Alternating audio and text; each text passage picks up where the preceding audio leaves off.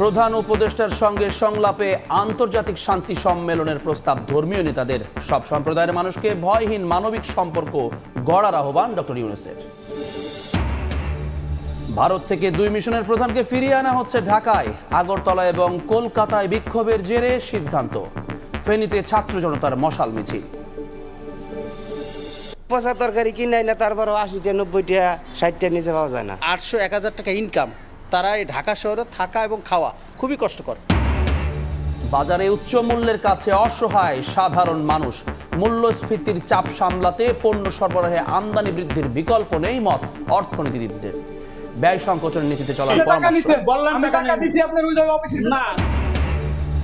রাজবাড়ীতে মিলছে না driving licence. কর্মকর্তার অবর্তমানে অফিস চালান কর্মচারী। খাতা পরীক্ষা করেন দালালরা। মুন্সিগঞ্জেও বিআরটি অফিসে দালালের দৌরাত্ম্য। এবং রাজনৈতিক সংকটে ফ্রান্স চাপে প্রেসিডেন্ট ম্যাক্রো। পদত্যাগ করবেন না সাফ জানালেন জাতির উদ্দেশ্যে ভাষণে। কয়েকদিনের মধ্যেই নতুন প্রধানমন্ত্রীর নাম ঘোষণা।